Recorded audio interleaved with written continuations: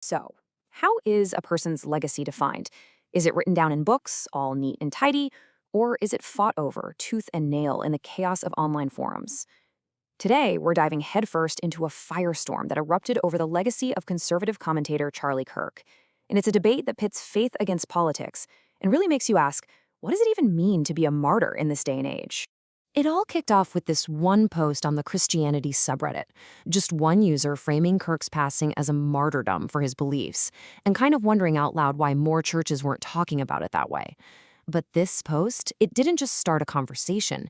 It basically detonated a bomb right at that messy intersection of faith and politics. And right away, that post put a huge question on the table. Was Charlie Kirk really a Christian martyr who died for his faith? Or was this something else, something entirely different? Well, the online reaction was swift, it was fierce, and wow, was it revealing. Okay, so in the comment section of that Reddit post, two completely different, totally irreconcilable pictures of Charlie Kirk started to emerge. On one side, you had people calling him a missionary, and on the other, a provocateur. This wasn't just a simple disagreement, you know? This was a full-blown battle for his public identity. So you had these two camps, and they were crystal clear. The person who made the original post saw Kirk as a missionary, someone who used the political stage to spread his faith. But then you had this other side with a completely different take. Nope, he's a martyr for a political movement, they said, not a religious one. They argued faith was just a tool for his political goals. Now, the people pushing this provocateur view, they didn't just show up with opinions. No, they came with receipts. They started building out an entire evidence trail, pulling directly from Kirk's own public statements and his associations to make their case. First up, critics pointed to the company he kept. One user laid out a detailed breakdown of his panel show, Thought Crime, and specifically his co-hosts. You had Jack Posobiec, who the Southern Poverty Law Center, the SPLC, has linked to white supremacists, and then there was Blake Neff, who was fired from Tucker Carlson's show for posting racist stuff online. For the critics, these weren't just random associations. To them, it felt like an endorsement.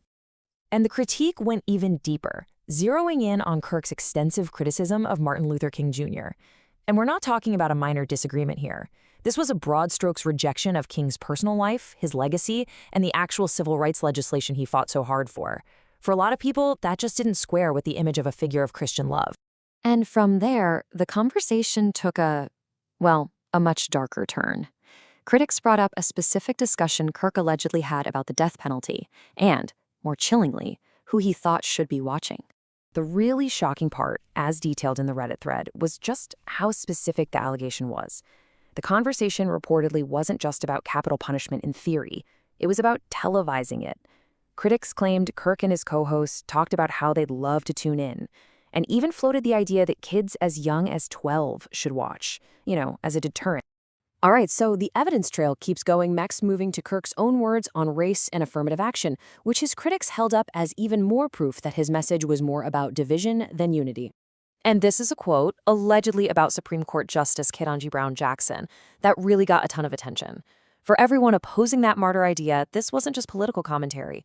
They saw it as a deeply personal, racially charged attack that just seemed to fly in the face of Christian teachings.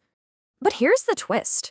While this brutal, unfiltered online autopsy was unfolding in real time, a completely different narrative was being cemented somewhere else entirely. A very carefully crafted legacy, presented not in messy comment threads, but in the quiet pages of a book. See, this book, Stop in the Name of God, it completely sidesteps all those political battles we just saw. Instead, it frames Kirk's whole message through the lens of ancient theological principles. It's a really dramatic pivot away from everything happening online. The core of this book is all about the Sabbath, or Shabbat. And it's presented not just as, a day off from work, but as this divine rhythm that's woven into the very fabric of creation. This focus on deep Judeo-Christian tradition, it feels like it's a world away from the controversies being thrown around on Reddit. And to build its case, the book doesn't mess around. It goes straight to the source, Scripture. It pulls from Exodus to frame the Sabbath as a cosmic alignment, and then from Deuteronomy to present it as an act of liberation. This is a clear attempt to build a legacy on the solid bedrock of ancient religious texts. Now, this quote from Pastor Demsani Washington, which is featured in the book, is really telling. It positions Kirk's message within this very specific framework that really emphasizes the deep, historical, and Jewish roots of Christianity. This kind of intellectual positioning feels, well, it feels intentionally separate from the modern culture wars.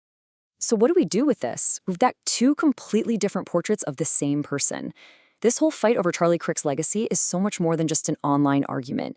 It's really a proxy war for these much bigger cultural and religious conflicts happening all across America today. I mean, think about it.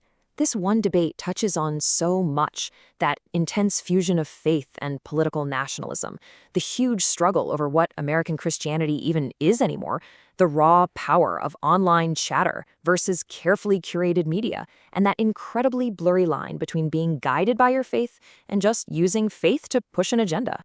And maybe no one summed up the critical perspective better than this Reddit user, Kalembo. This statement basically argues that a very specific political ideology has gotten tangled up with Christianity, creating, in their words, something else entirely. And that, right there, is the heart of the argument against the whole martyrdom narrative. So, in the end, we're left with two narratives, forged in two totally different worlds: the unfiltered chaos of the internet and the controlled, curated environment of a published book. It all leads to this one final massive question. When a public figure becomes a symbol, who actually gets to decide what they symbolize? The people fighting it out online, or the official curators of their legacy?